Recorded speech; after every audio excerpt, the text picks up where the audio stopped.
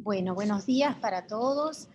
Yo soy la profesora agregada Laura Yambí y en calidad de miembro del comité académico del hospital, les damos la bienvenida a este nuevo seminario académico mensual que se organiza desde la Dirección Académica del Hospital y Comité Académico, que en esta oportunidad van a moderar los estudiantes de medicina, bachilleres Carolina Lisboa y Florencia Costa, que están aquí a mi lado. Ambas son estudiantes de grado de la carrera de doctor en medicina, están cursando cuarto año,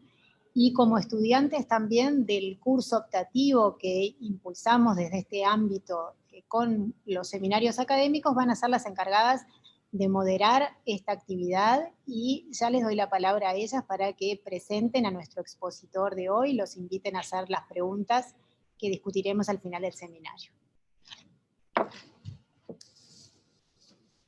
Hola, buenos días. Le damos la bienvenida al seminario académico que trata sobre enfermedad renal aguda, y vamos a presentar al expositor, que es el doctor Alejandro Ferreiro,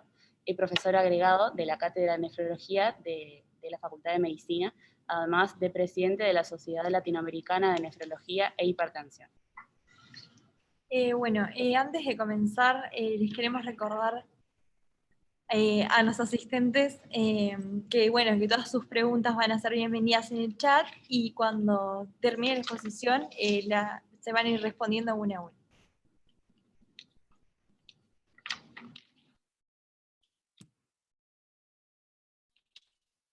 Bueno, buenos días a todos. Para mí es un enorme gusto poder acompañarlos en esta iniciativa de los seminarios académicos del hospital. Creo que es una iniciativa que era necesaria retomar, para el hospital y para quienes trabajamos en el mismo,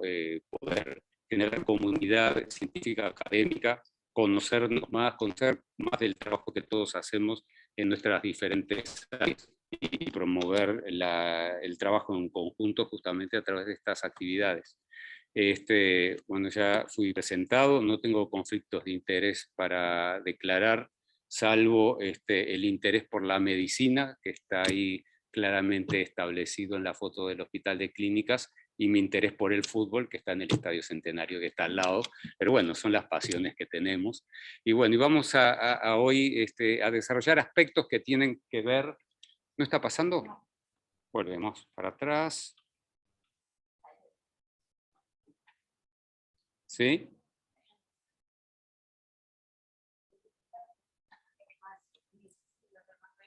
Sí, ahora se ve, perfecto.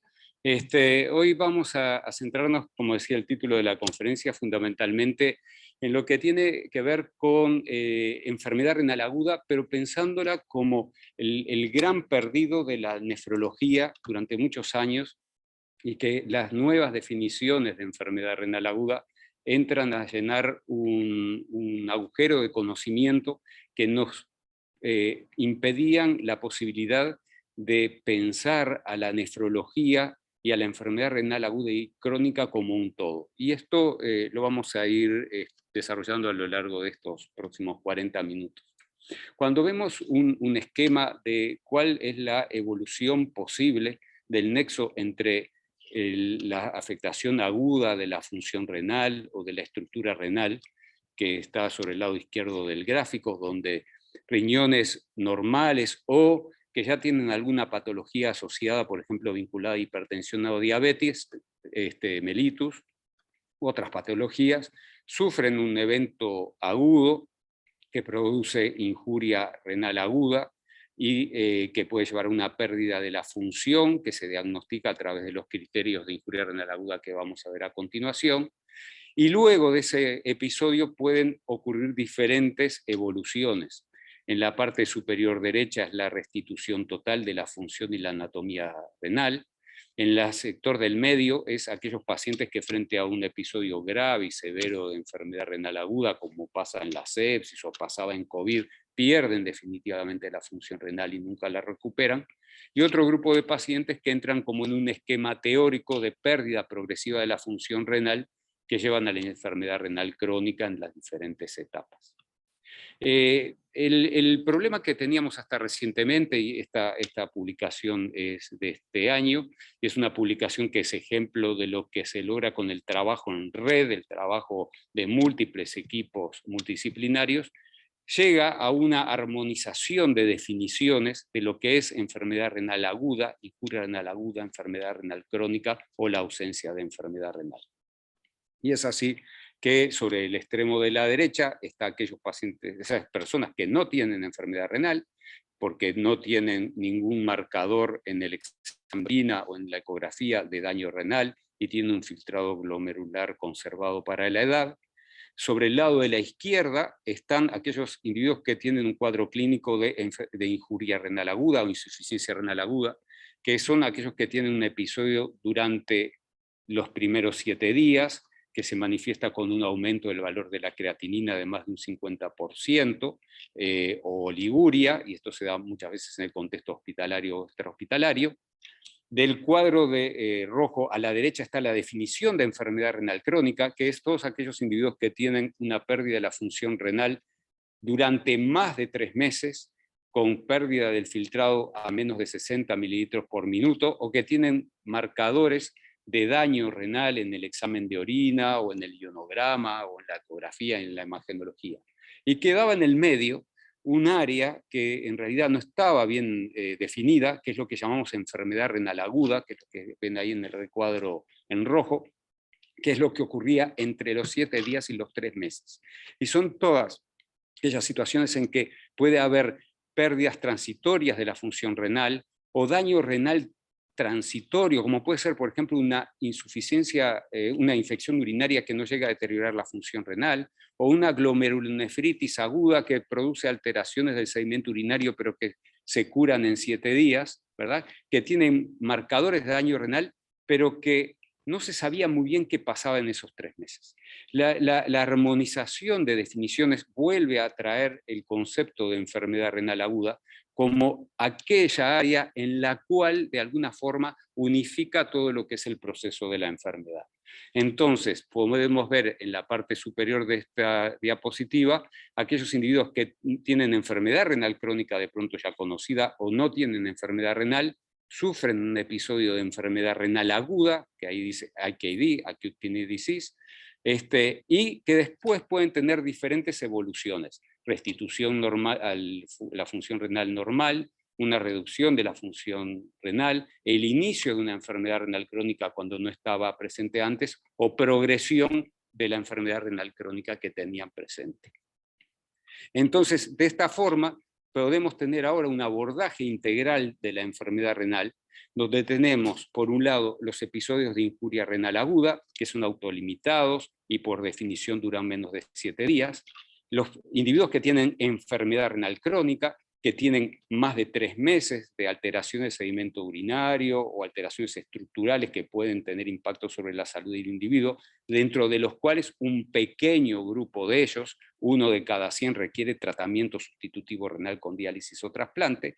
y los episodios de enfermedad renal aguda, que realmente son de alta frecuencia. Se sabe actualmente que por cada episodio de injuria renal aguda hay por lo menos 3 episodios de enfermedad renal aguda, que ocurren la mayoría de ellos en la comunidad, en el área extrahospitalaria, y que de alguna forma nos permitiría englobar, digamos, ese transcurso a lo largo del tiempo. Entonces vamos a ir disecando cada uno de estos aspectos.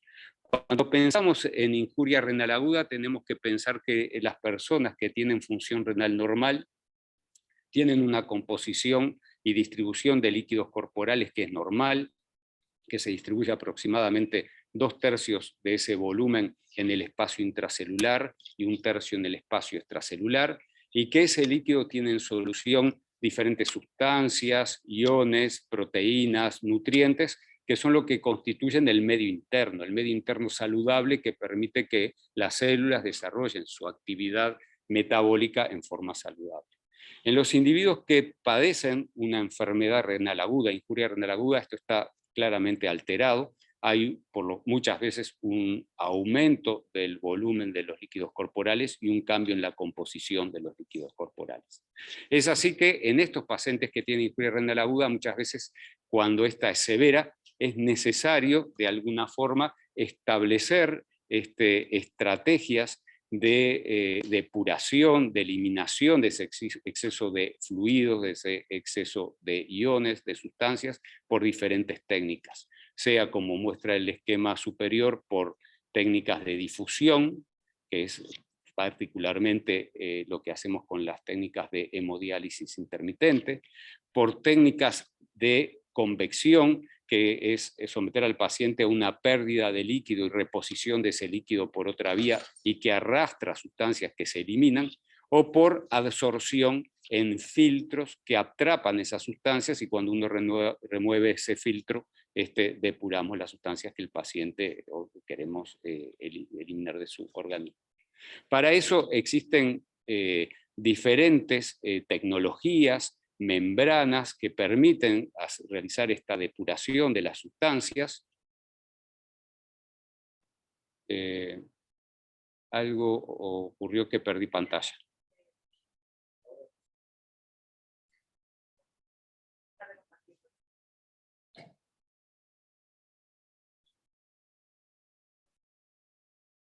¿Vuelvo a compartir yo?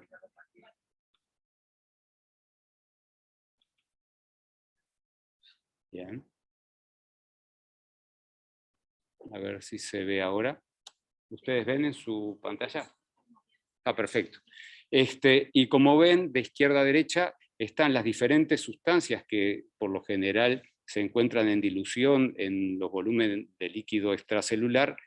ordenadas según el tamaño, el peso molecular, que van desde la urea, los iones pequeños, que son las pequeñas moléculas, sobre el lado izquierdo, a las moléculas de mayor tamaño, del cual la paradigmática, la albúmina, que ninguna técnica de depuración extracorpórea de las que usamos habitualmente, intentaríamos eliminar.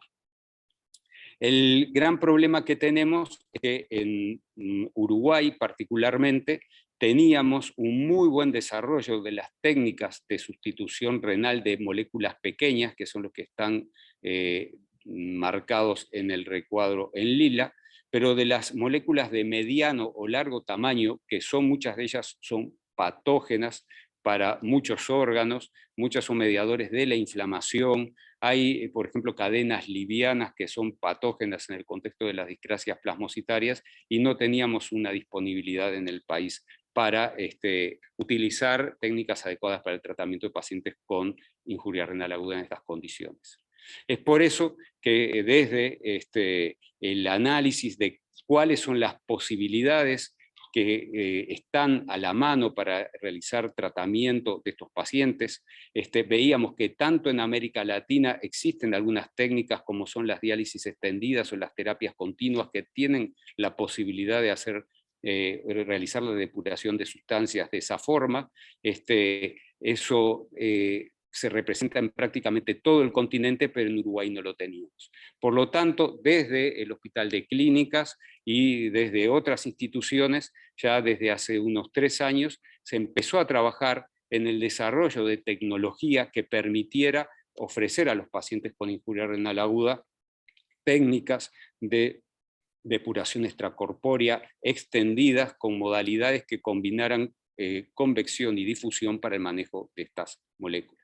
Es así que en un trabajo inicial que fue presentado en un congreso latinoamericano hace 2 años, se validó la técnica de diálisis extendida con hemodiafiltración, demostrando que era una técnica segura, que lograba los objetivos de depuración de moléculas pequeñas como la urea, pero también moléculas de tamaño medio como el fósforo y la beta-2 microglobulina, que lograba obtener dosis de diálisis adecuadas, y que por lo tanto esto de alguna forma permitiría incorporarla en nuestro medio. Entonces, por lo tanto, la diálisis extendida con hemodiafiltración se puede instrumentar en pacientes graves con una gran capacidad de remover moléculas de tamaño pequeño y medio, siendo un procedimiento seguro. Y esto llevó a que se incorporara esta tecnología para el manejo de los pacientes en nuestro medio y particularmente en el Hospital de Clínicas donde está disponible.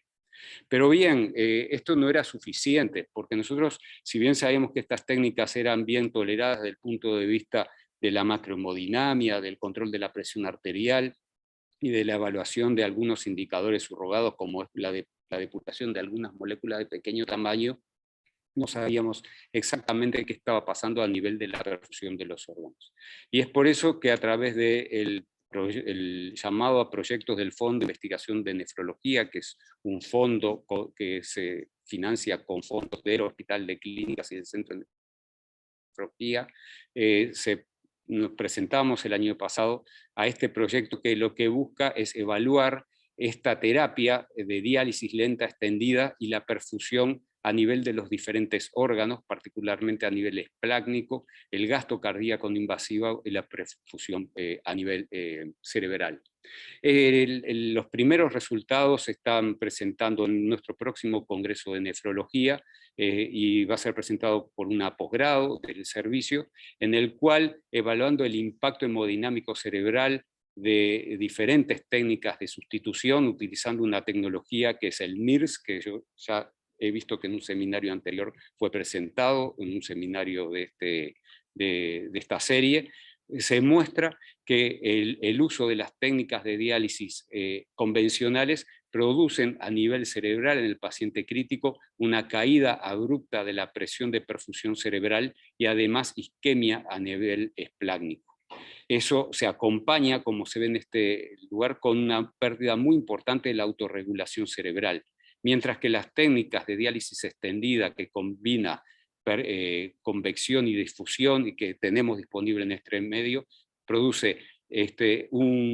valores de presión arterial que caen dentro de la autorregulación renal, mejor presión de perfusión esplácnica y una autorregulación cerebral que está en más del 90% de los valores por debajo de la línea roja, que es el nivel objetivo. Además de todo esto, ocurrieron otras situaciones vinculadas a la renal aguda en los últimos 2 años y fundamentalmente todo lo que tuvo que ver con la pandemia y el impacto de COVID, que tiene impacto a nivel renal. Y lo tiene por diferentes mecanismos, pero de los más importantes están vinculados por un lado a la invasión viral del parénquima renal, pero sobre todo al fuerte compromiso hemodinámico e inflamatorio que se produce por la alteración a nivel pulmonar que impacta directamente a nivel del endotelio renal y de las células tubulares. Esto produce que en los pacientes que cursan con COVID, si nosotros evaluamos aquí, como se ve en abscesas, el filtrado glomerular, muchos pacientes tienen una alteración subclínica producida por COVID, pero cerca del 40% de los pacientes van a desarrollar proteinuria o microhematuria y un grupo menor de pacientes que pierden la reserva funcional van a tener insuficiencia renal aguda por los criterios que ya veíamos y algunos de ellos requerirán reemplazo renal. Los mecanismos por los cuales COVID afecta al riñón son múltiples. Por un lado, todo lo que tiene que ver con la coagulopatía asociada a COVID que impacta a nivel de la vasculatura renal, todo lo que tiene que ver con la eventual participación viral directa sobre el parénquima renal, sobre todo a nivel glomerular y algo a nivel tubular, que está en discusión,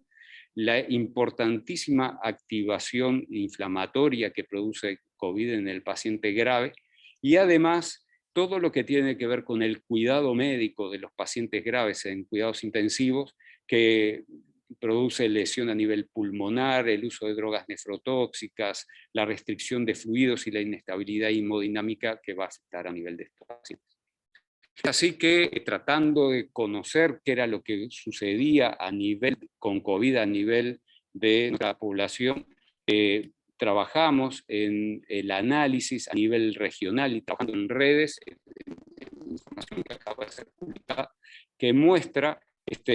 que existe una participación renal de COVID y encontramos en este análisis en el cual participan investigadores de 14 países que la aparición de proteinuria en la evolución de pacientes que están cursando COVID en la hospitalización se asocia a peores eventos y a mayor mortalidad de estos pacientes. Siguiendo trabajando en esta línea de injuria renal aguda y COVID, y viendo y tratando de identificar cuáles serían los factores pronósticos de pacientes, sobre todo en cuanto a lo que tiene que ver con mortalidad en aquellos pacientes que tienen compromiso renal de COVID.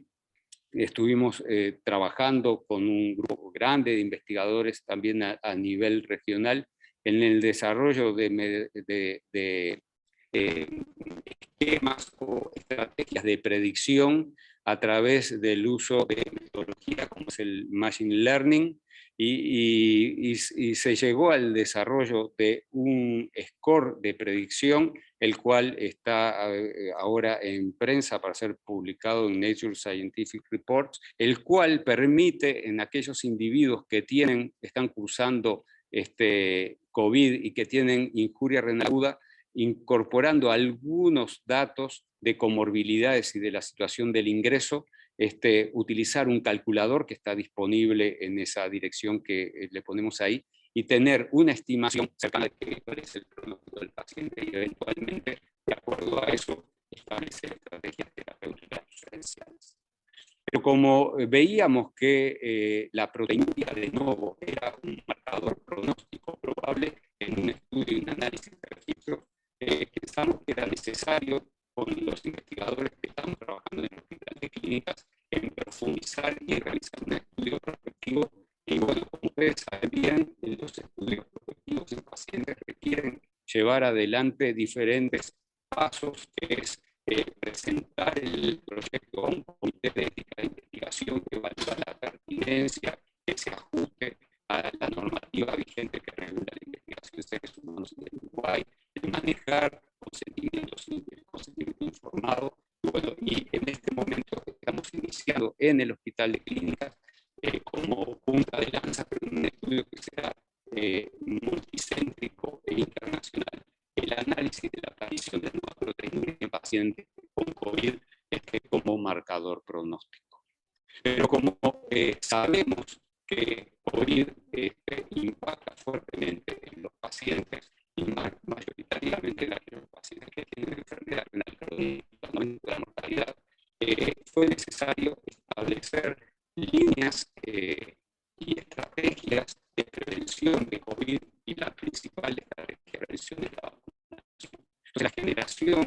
de documentos basados en la evidencia disponible es un insumo extremadamente importante para que las autoridades sanitarias establezcan estrategias dirigidas a estas poblaciones en particular, y es así que el desarrollo de este tipo de documentos permite que, por ejemplo, en el momento actual en el Uruguay, los pacientes que tienen enfermedades autoinmunitarias o enfermedad renal crónica hayan sido priorizados para vacunarse inicialmente en los grupos priorizados, y actualmente para recibir refuerzos de vacunación, como ustedes ya conocen. Esto no solo tiene que manejarse a nivel de la comunidad científica, sino sabemos hoy que cada vez más tenemos que involucrar a los pacientes en las tomas de decisiones. Los pacientes no solo son receptores de nuestra investigación, no son solo receptores de un consentimiento que permita que se pueda trabajar y eventualmente investigar con ellos, sino que también deben participar activamente en la toma de decisiones en salud que los involucra, y es así que trabajar en conjunto con los pacientes, como hemos estado haciendo con el Consejo Latinoamericano de Organizaciones de Pacientes, da una fuerza muy importante al el impacto que la investigación clínica puede tener. Es así que, ya sabiendo cuál es la situación de la injuria renal aguda, qué se puede trabajar en ella para poder mejorar, seguimos en este esquema, y particularmente centrándonos ya en la enfermedad renal aguda, que como decíamos es de alta frecuencia, no es exactamente conocida porque la mayoría de los episodios se producen en la comunidad. Es necesario ir a ver en la comunidad cuáles son los determinantes de la salud vinculados a la enfermedad renal aguda, y que no están solo vinculados a la hipertensión, la diabetes, los hábitos nocivos, sino que depende mucho también de la posibilidad del acceso a los servicios de salud, de las condiciones de vida y de trabajo, las condiciones socioeconómicas de las personas.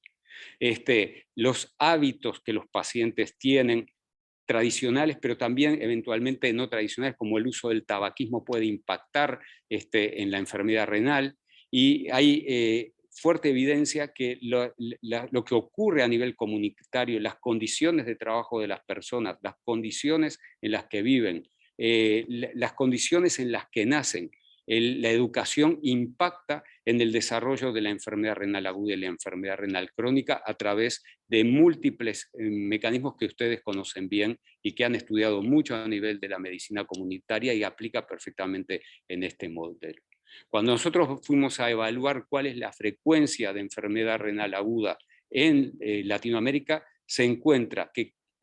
para nuestra sorpresa, casi el 60% de los episodios de enfermedad renal aguda y injuria renal aguda se adquieren en la comunidad. Pero no solo se adquieren en la comunidad, sino que se tratan en la comunidad. Y muchas veces no los ven nefrólogos, sino el médico general a nivel comunitario, y muchas veces agentes de salud que tienen escasa formación, como pueden ser los chamanes, muchas veces enfermería, muchas veces los médicos de atención comunitaria, que son los encargados nada menos de hacer frente y manejo de esta enfermedad que tiene impacto en el largo plazo en los pacientes. Y América Latina es un ejemplo claro de las múltiples situaciones en las cuales puede producirse episodios de enfermedad renal aguda, sea por condiciones extremas de trabajo, terremotos, inundaciones, enfermedades parasitarias producidas por vectores, etc. Lo que sí manejamos actualmente es el modelo conceptual de que en aquellos individuos que tienen eventualmente una enfermedad renal crónica y quizás una cardiopatía, un episodio de injuria renal aguda podría determinar en el largo plazo una aceleración de la enfermedad renal crónica y su progresión, hasta eventualmente la necesidad de tratamiento sustitutivo renal, pero también eventualmente de la cardiopatía, porque sabemos bien que las personas que tienen enfermedad renal, tanto aguda como crónica, tienen una tasa de cardiopatía y de muerte por cardiopatía mucho mayor que la población general.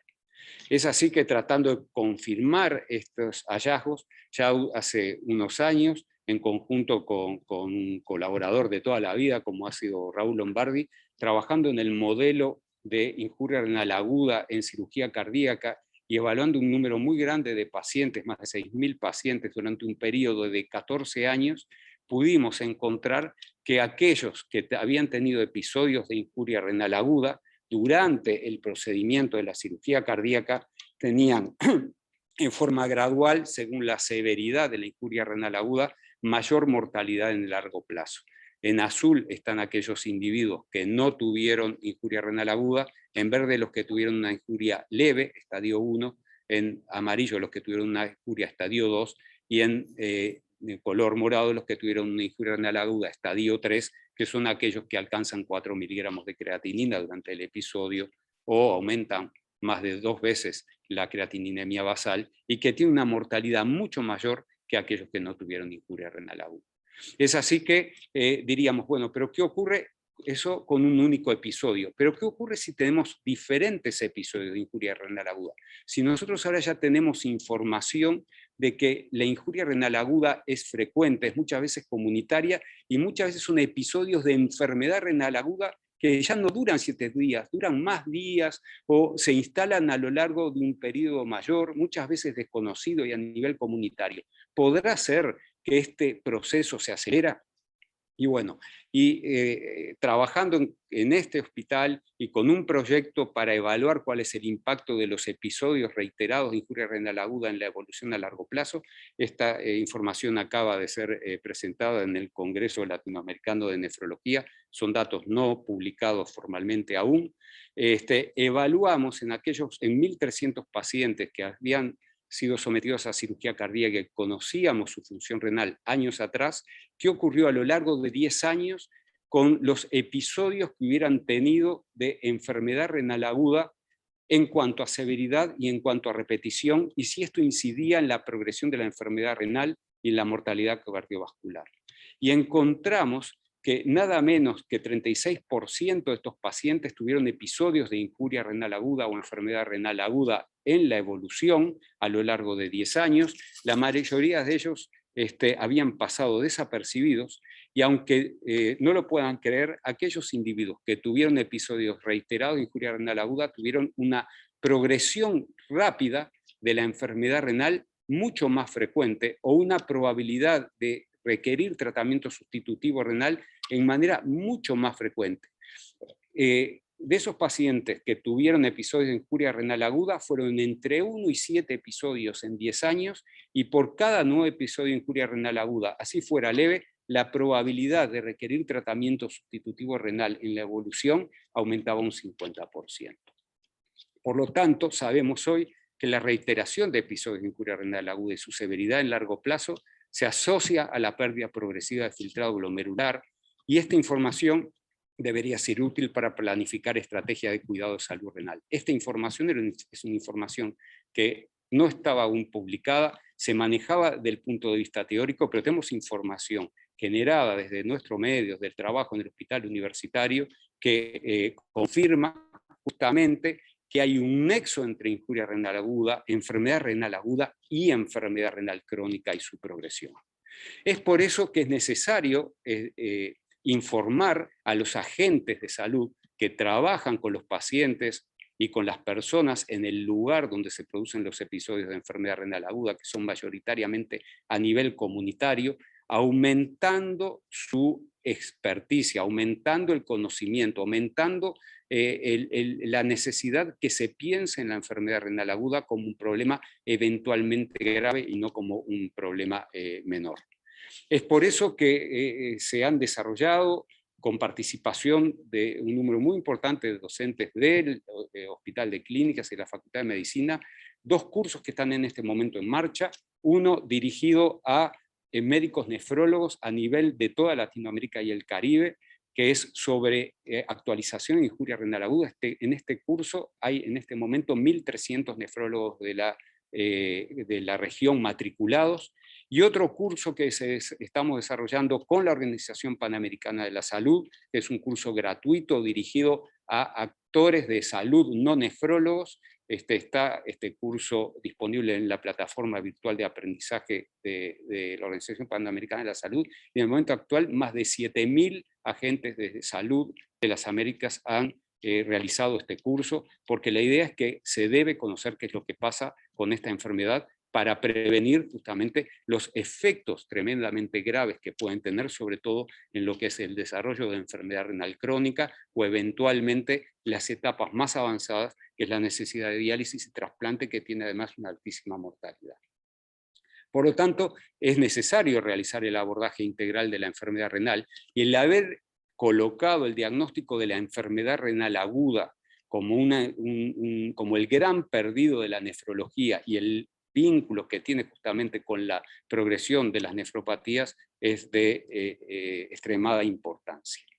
En el Uruguay hay un programa de salud renal que viene trabajando hace mucho tiempo, más de 15 años, con un registro sistemático de pacientes que tienen enfermedad renal no en etapa dialítica ni trasplante, que ha generado una cantidad importantísima de información. Les voy a mostrar unos datos que no están publicados, que están recientemente enviados a la revista PLOS ONE, y en el cual se hace un análisis de qué es lo que ocurre con los pacientes que estaban en control regular con nefrólogo, con asistente social, con enfermero, con nutricionista, en un abordaje integral y multidisciplinario, frente a aquellos pacientes que tuvieron contacto con el programa pero se perdieron de seguimiento. Y los datos son impresionantes. Se demuestra que en aquellos individuos que tienen enfermedad renal crónica, primero, si tienen episodios de enfermedad renal aguda progresan más rápido, pero aquellos que tienen un control regular con un equipo multidisciplinario en un seguimiento a 10 años tienen una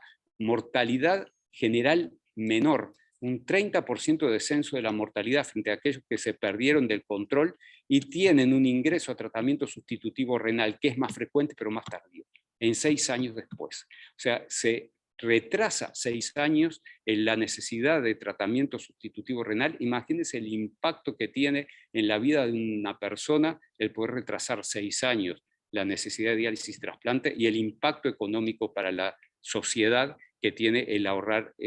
estos tratamientos que son de altísimo costo. Es por tanto que en este abordaje integral de la enfermedad renal, lo que tiene que ver con lograr las mejores estrategias de tratamiento sustitutivo renal para aquellos que lo precisan, también forma parte del asunto. Y es así que nosotros sabemos que en el mundo y en Latinoamérica, aquellos países que tienen mayor cobertura y mejor calidad de diálisis son aquellos que invierten más en salud. Eso ya está demostrado hace mucho tiempo. Y es necesario, por lo tanto, acortar esas brechas que tienen muchos países, que lleva a que en algunos lugares el número de pacientes que se tratan con diálisis y trasplante es la 10ª parte de los que lo deberían recibir. Por lo tanto, 1 de cada 10 pacientes se trata, 9 de cada 10 se muere por falta de tratamiento. Es así que ir a mirar cuáles son las necesidades organizacionales para el manejo de la enfermedad renal, particularmente en nuestra región, en Latinoamérica, es sumamente importante. Y Uruguay, que tiene cobertura universal del tratamiento sustitutivo renal con diálisis y trasplante desde hace 40 años a través del Fondo Nacional de Recursos, que es un esfuerzo de toda la comunidad, que asegura el acceso al tratamiento de diálisis de calidad, es un ejemplo para la región, para América Latina, pero también es un ejemplo para el mundo, en cuanto a qué es lo que se debe hacer para que las personas se traten y vivan la mayor cantidad de tiempo posible con la mejor calidad de vida posible. Y bueno, y en ese sentido Uruguay es paradigmático en América Latina. Uruguay es paradigmático por varias cosas, tiene un número de nefrólogos que es alto en relación a lo que es el resto del continente, un número de nuevos estudiantes de nefrología que es alto en relación al resto del continente, una estructura de recursos humanos complementarios como es enfermería, asistentes sociales dedicados al área, que también permite justamente lograr estos resultados. También Uruguay tiene un desarrollo de registros de diálisis, trasplante y enfermedad renal crónica que permite generar esta información, y esta información además permite la mejora de la calidad. Y por lo tanto el desarrollo de registros de enfermedades crónicas es fundamental justamente para generar información de alta calidad que después pueda, a través de la investigación epidemiológica, poder ser aplicada a nivel de las poblaciones.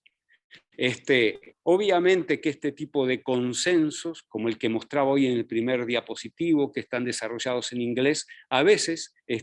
entran en colisión con terminologías desarrolladas a nivel local. Y es así que luego de aquel consenso que se publicó a principios de año, con un grupo también a nivel latinoamericano y desde el Hospital de Clínicas y desde la Facultad de Medicina,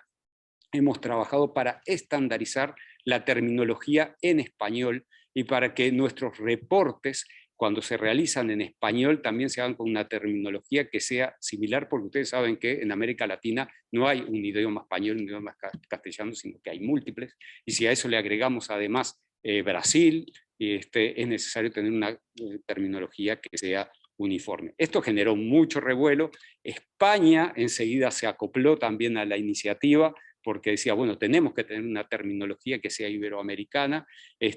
y ya ahora estamos hablando que los riñones no solo hablan en inglés, también los riñones hablan en español, tenemos que defender desde nuestros lugares no solo la posibilidad de investigar, sino también de investigar y comunicarnos en nuestro idioma.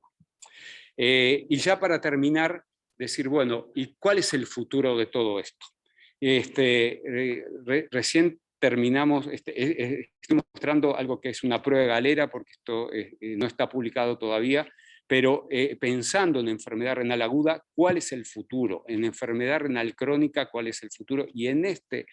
proceso de desarrollo y conocimiento de la nefrología, ¿cuál es el futuro? Y bueno, por un lado, va a ser seguramente el desarrollo de nuevos biomarcadores para hacer un diagnóstico adecuado de enfermedad renal aguda y de injuria renal aguda, no solo basados en la creatinina y en la diuresis, que son los criterios diagnósticos que usamos desde hace 60 o 70 años. La incorporación de la genómica en el diagnóstico, la incorporación de lo que es la organogénesis para la disponibilidad de órganos para hacer trasplantes, la cirugía robótica para lograr ofrecer estrategias terapéuticas en aquellos lugares donde no hay personal eventualmente entrenado. Y así el uso de Big Data, que es la explosión que tenemos en el momento actual, para el conocimiento de la epidemiología de la enfermedad renal, tanto aguda como crónica, y su aplicación a nivel comunitario. Y de esa forma terminar de completar lo que es el abordaje integral de la enfermedad renal, desde la injuria renal aguda, la enfermedad renal crónica y el tratamiento sustitutivo renal en aquellos pacientes que lo requieran. Para esto se debe trabajar en equipo. Yo no fui capaz de poder poner en un listado todos los colaboradores con los que hemos trabajado a lo largo de estos años, porque la lista es enorme a nivel nacional y es muy grande también a nivel fuera de fronteras. ¿Por qué? Porque nosotros tenemos que trabajar como investigadores en grupo, como se muestra del lado izquierdo, pero también tenemos que trabajar en red, porque es la forma en la cual seguramente aprendemos más de todos y seguramente generamos sinergia para poder progresar en el conocimiento y sobre todo lo que nos interesa como agentes de salud en el bienestar físico, social, psicológico y comunitario de la población que asistimos. Es posible investigar, es posible desarrollar información de alto impacto y de calidad, trabajando desde el sur, y como ya nos decía hace muchos años Torres García, porque nuestro norte es el sur, y la colaboración conjunta entre los servicios del hospital, con los servicios fuera del hospital, dentro del país y fuera del país, genera, como ya decía, sinergia que permite seguramente dar avances adecuados y contundentes. Así que bueno, muchas gracias por su tiempo y quedo dispuesto para las preguntas que quieran hacer.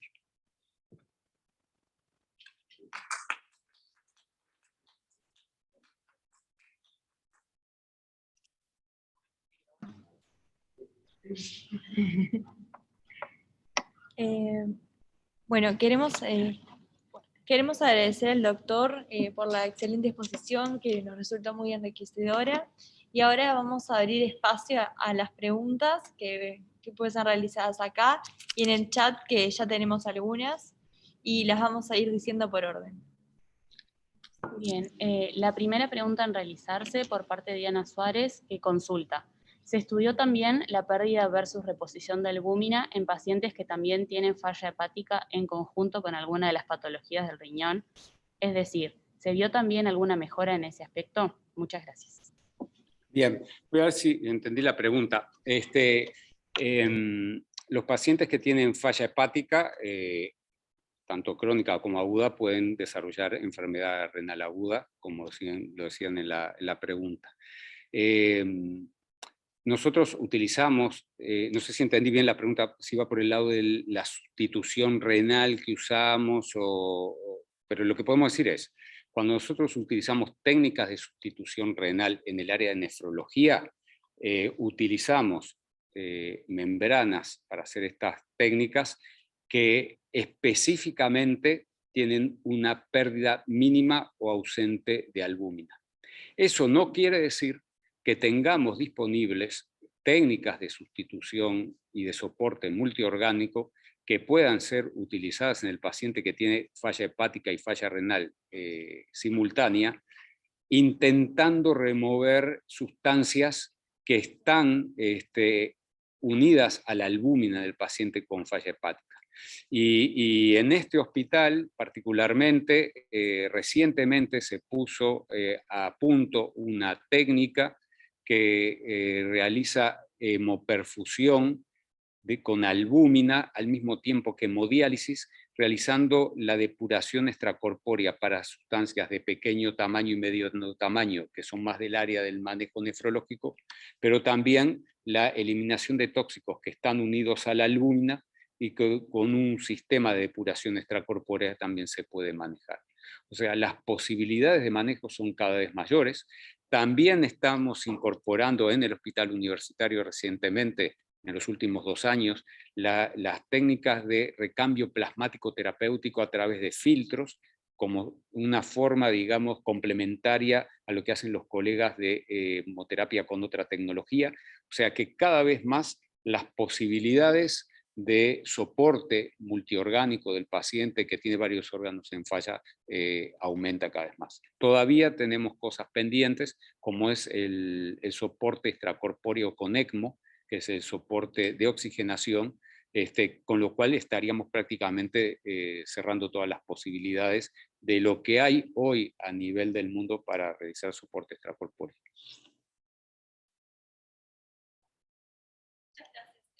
Vamos a pasar a la siguiente.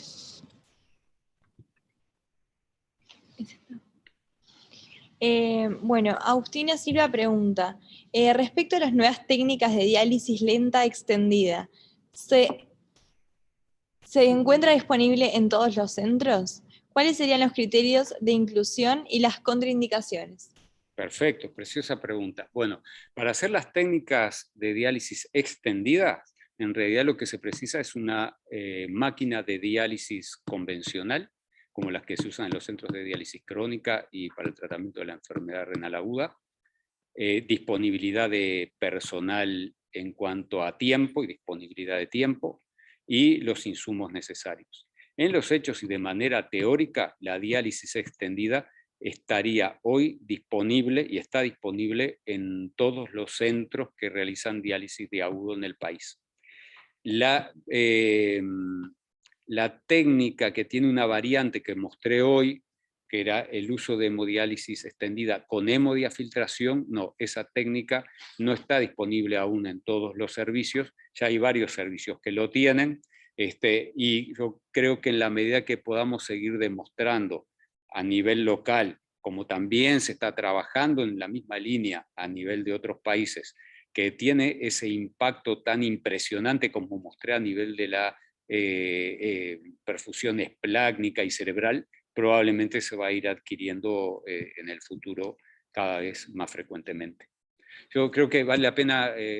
decir una cosa adicional. Hay un metaanálisis de 30 trabajos que comparan diferentes técnicas de sustitución renal en pacientes muy graves, que fue publicado hace 2 semanas, que colocan a las diálisis lentas extendidas, estas que yo les mostraba, probablemente como la técnica de mejor ventaja de supervivencia para los pacientes críticos de CTI. Y la tenemos disponible en nuestro hospital.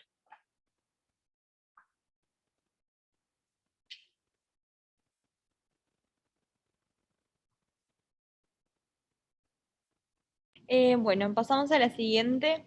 Es de Laura Gómez y nos pregunta, con las nuevas técnicas de hemodiálisis extendida, ¿qué se utilizan? ¿Hay capacitación para personal de enfermería a nivel nacional? Bueno, justamente tu pregunta es extremadamente importante porque cuando nosotros hablamos de incorporación tecnológica, que es uno de los aspectos importantes del desarrollo de la medicina en general, y cuando hablamos de incorporación tecnológica no es solo aparatos, también medicamentos. La incorporación de nuevos medicamentos entra dentro del concepto de incorporación tecnológica, siempre requiere entrenamiento y siempre requiere reentrenamiento. Entonces, cualquiera de estas tecnologías o técnicas requieren capacitación, puesta a punto de la técnica, validación de la técnica, demostrar que es segura la aplicación de esa técnica en el lugar donde se va a aplicar. Ustedes veían que yo les mostraba hoy que lo primero que hicimos fue demostrar que fuera segura, por más que era una técnica que ya en Europa se venía utilizando hace más de 10 años. Nuestro medio es seguro.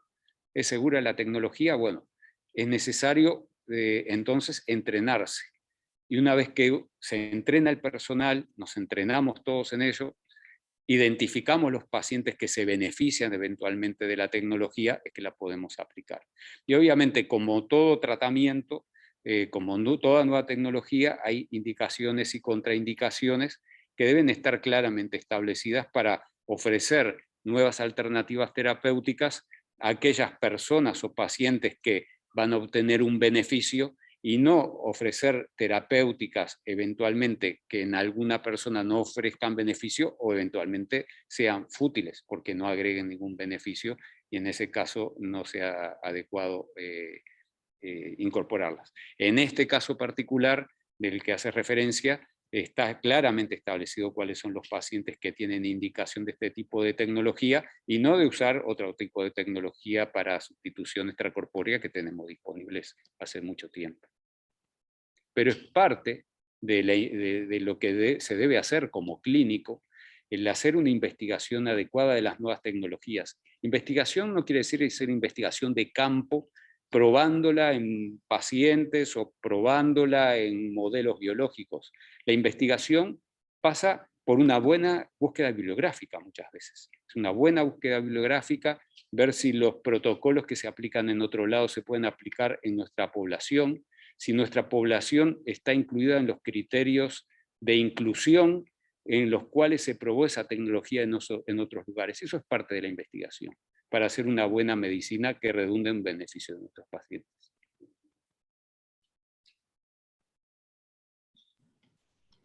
Bien, y una de las últimas preguntas realizada por María César, con quien compartíamos la inquietud, la moderadora, sobre el tema, que pregunta, a nivel de educación para la salud en la comunidad, ¿qué tema considera usted debe hacerse más hincapié para prevenir patologías renales crónicas? Considerando que ha comentado sobre un abordaje integral de este tipo de pacientes. La pregunta es interesantísima. Le digo, uno le gustaría decir, habría que enseñar de todo, pero eso no se puede hacer. Entonces, yo creo que viendo cuáles son aquellas áreas de mayor impacto a nivel poblacional, por lo que sabemos hasta ahora, podríamos decir que hay como dos grandes áreas para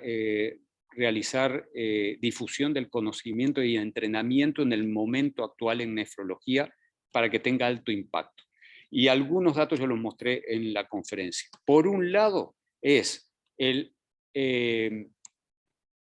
enseñar al médico general, médico comunitario, y a los agentes de salud, porque en muchos países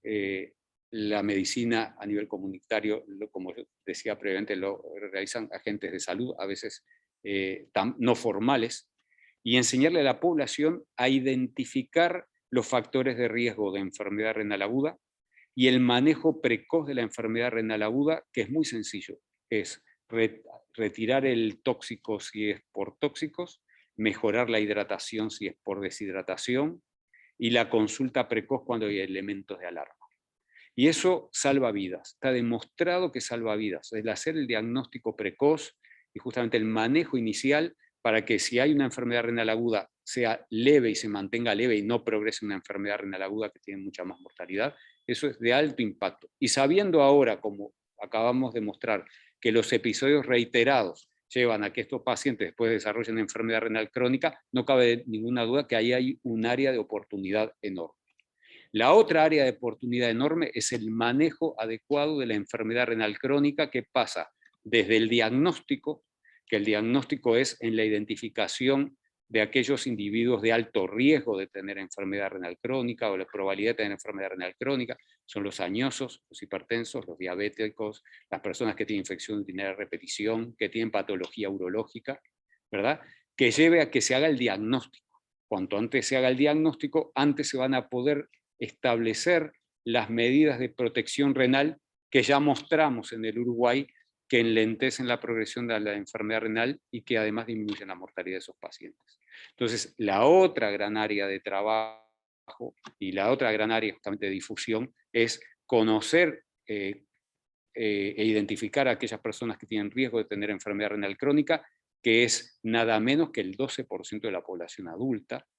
Hay una encuesta realizada en Argentina el año pasado a nivel nacional que encontró que el 12,7% de la población adulta argentina, que es muy parecida desde el punto de vista étnico y social a nuestra población, 12,7% tienen enfermedad renal crónica de algún grado,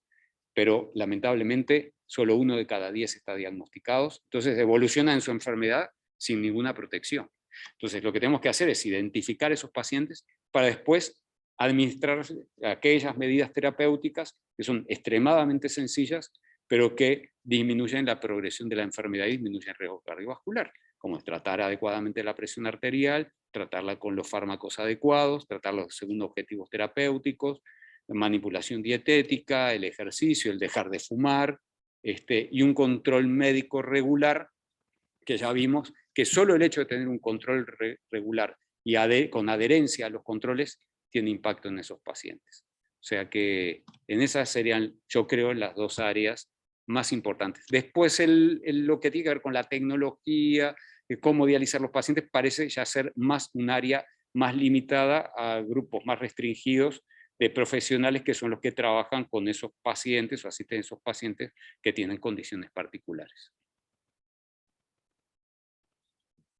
Bueno, nos vamos con la última pregunta. Dale. Es de parte de Sofía Pisolón y pregunta sobre los estudios internacionales citados. ¿Se pudo comprobar si la rehabilitación renal en pacientes COVID que transitaron por injuria renal aguda es total o no?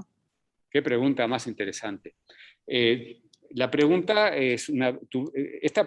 pregunta para una hipótesis de un proyecto. Es una pregunta que queremos de alguna forma contestar con ese proyecto de proteinuria en enfermedad renal aguda que estamos iniciando, pero alguna información ya existe. Recordar que COVID tiene 1 año y medio, entonces cuando estamos hablando de una enfermedad renal crónica, muchas veces tenemos que pensar en espacios, en tiempo, o sea, de mayor observación, mayor tiempo de observación para poder tener información. Sin embargo, ya está habiendo información que muestra, y particularmente esta información no publicada, pero que fue una comunicación, digamos, verbal de un colaborador que es Manuel Gurman, con quien hemos trabajado mucho y tenemos varias publicaciones en conjunto,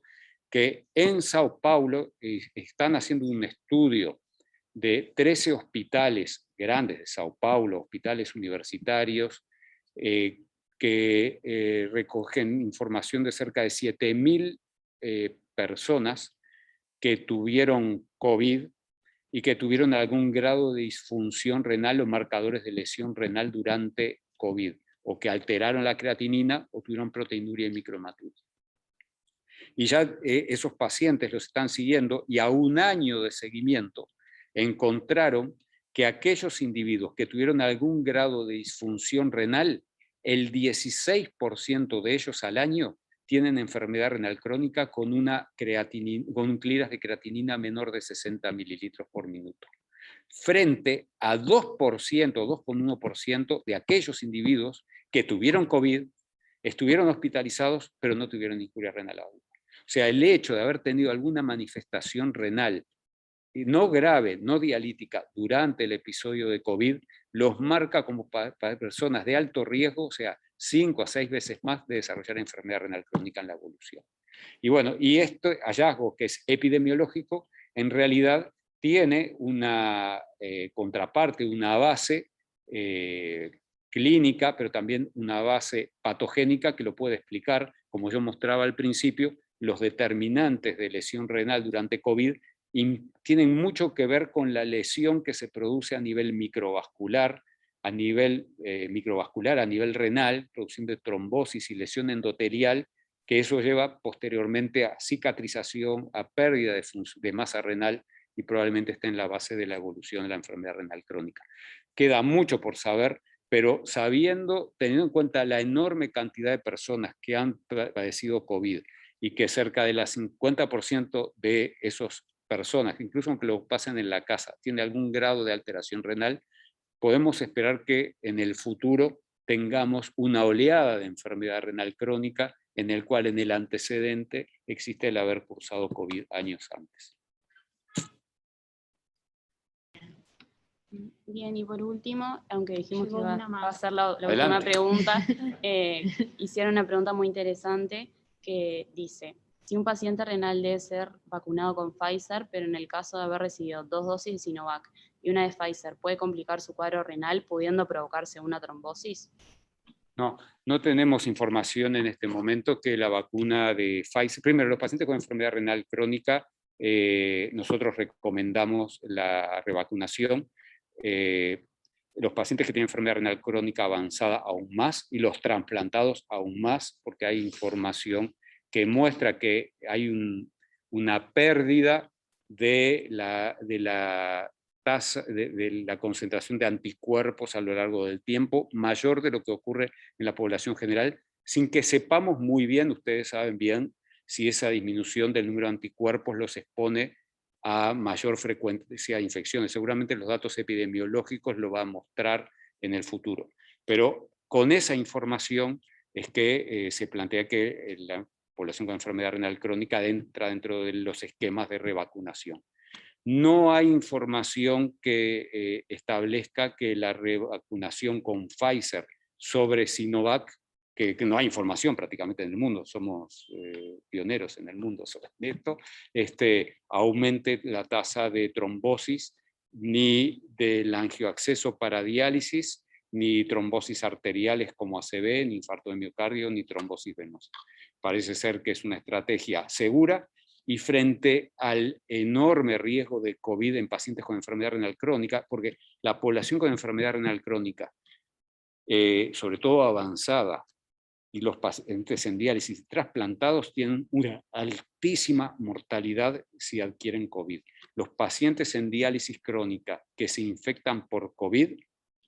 tienen casi un 25% de mortalidad en todos los registros en el mundo, lo que es una mortalidad que es más de 10 veces superior a la de la población general. Y lo mismo ocurre con los trasplantados, con una mortalidad un poquito menor, pero que anda cerca del 20%. Por eso es una de las poblaciones priorizadas para ser vacunadas, y por eso también es importante que si identificamos pacientes con enfermedad renal crónica avanzada en la comunidad, podamos establecer los mecanismos de inmunización segura, que pasa para COVID, pero pasa para también otras enfermedades infectocontagiosas para las cuales hay posibilidad de dar inmunización activa. Muy bien, por último, si hay alguien en el auditorio que tenga si hay alguno de los presentes en el auditorio tiene alguna consulta, o si no, damos cierre a la presentación. Mientras tanto, yo quiero agradecer enormemente esta oportunidad. El servicio de nefrología está abierto para todos los que quieran consultarnos, visitarnos, incorporarse al equipo, realizar el posgrado de nefrología con mucho gusto. Es una unidad académica en el que se trabaja muy seriamente, mucha gente en muchas áreas, con investigación básica, clínica, epidemiológica, aplicada, que desde hace muchos años, y en el cual seguramente encontrarán un lugar donde poder trabajar en conjunto y colaborar. Así que gracias por esta oportunidad. Bueno, Alejandro, nosotros como... bueno, le voy a dar la palabra entonces antes al profesor Novoa y después damos el cierre. Profesor Novoa. Una cosita breve, muchas gracias Alejandro, y un aviso. Ayer cerró el FOINE, es el Fondo de Investigación en Nefrología, que es un fondo que pone el Hospital de Clínicas con un porcentaje del dinero que proviene de lo que se genera por actividades que financia el Fondo Nacional de Recursos. Se presentaron 6 proyectos, y lo que quiero decir es que ese fondo es un fondo abierto, que al principio empezó como un fondo que tenía que tener como investigador principal a un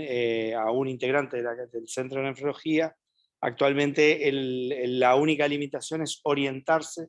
a una investigación que sea que responda a preguntas que surjan de la nefrología, pero eso es muy amplio y tiene mucha cosa. Quería decir ese otro componente que es importante para la investigación, y bueno, y que Alejandro entre otros, ha trabajado mucho para ese fondo también. Gracias. Y no te lo decía, porque si no...